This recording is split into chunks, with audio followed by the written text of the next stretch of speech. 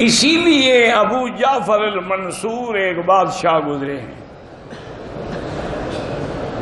انہوں نے خواب دیکھا کہ خواب میں ان کو حضرت اسرائیل علیہ السلام کی زیارت ہوئی، تو انہوں نے کہا کہ بھائی اسرائیل دیکھو تم نے مجھے زیارت کرائی ہے، تو ایک بات تو بتا دو کہ میری زندگی میں کتنا عمر باقی ہے میری؟ تو اس نے اشارہ کیا اور غائب ہو گیا۔ اب بادشاہ کو تو نیند کھل گئی، جتنا بڑی دولت ہو اقتدار ہو اتنا بندہ پریشان ہوتا ہے نا، ملنگ کلندر لوگوں کو کیا پریشانی ہوتی ہے؟ اسی لیے کہا تھا نا کہ لٹتا نہ دن کو یوں، کیوں رات کو میں بے خبر سوتا، رہا کھٹکا نہ چوری کا، دعا دیتا ہوں رازن کو۔ لیکن بادشاہوں کو تو چین نہیں آتا نا جی، ان کی تو ایک ایک چیز میں جان اٹکی ہوئی ہوتی ہے۔ اسی لیے حضرت فرمایا کن فی الدنیا کأنک غریب، زندگی ایسے گزارے مسافر آتا ہے سائے کے نیچے بیٹھتا ہے چلا جاتا ہے بس۔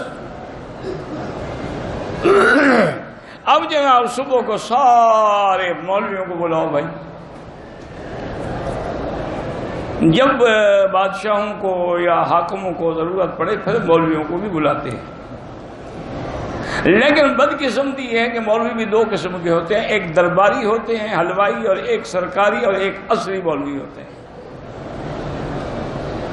وہ اکثر ان کو بلاتے ہیں نا جو ان کے خوشامدی ہوتے ہیں۔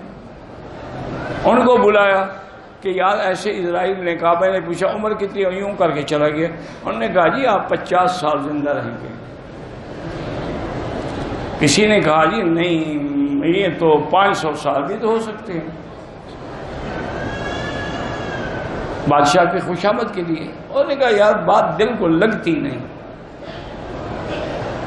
جب 500 سال سرکار دو جہاں زندہ نہیں رہے تو میری کیا طاقت ہے؟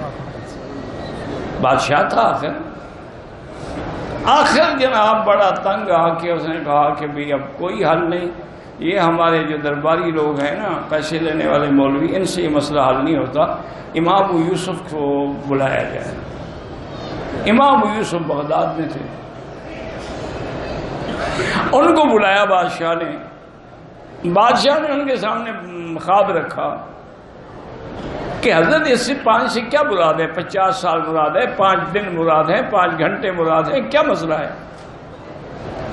تو امام ابو یوسف مسکرائے، انہوں نے فرمایا حضرت یہ کوئی مسئلہ نہیں ہے، ایسے خام خواب کے دماغ میں خلل ہے۔ اس نے اشارہ کیا کہ یہ 5 چیزیں ہیں جس کا علم اللہ کے سوا کسی کو نہیں، میں کیسے بتا دوں؟ 5 لا يعلمهن الا اللہ، 5 چیزیں ہیں جس کا علم اللہ کے سوا کسی کو نہیں۔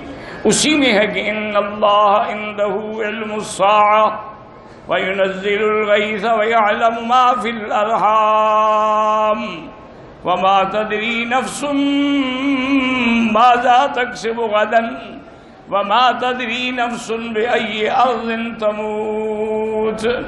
تو یہ تو اللہ کے سوا کسی کو علم ہی نہیں، اور نے یہی اشارہ کیا کہ میں آپ کو کیا بتاؤں، یہ تو ان 5 مغیبات میں ہے جس کا علم اللہ کے سوا کسی کو، ہاں اللہ کسی کو دینا چاہیں تو دے دیتے ہیں۔ ایک بات یاد رکھیں، اللہ کبھی کبھی انبیاء کی، جیسے حضور پاک نے فرما دیا تھا کہ عبد الخیرہ، اللہ کا ایک بندہ ہے جس کو اللہ نے اختیار دیا ہے کہ دنیا میں رہنا چاہتے ہو یا میرے پاس آنا چاہتے ہو۔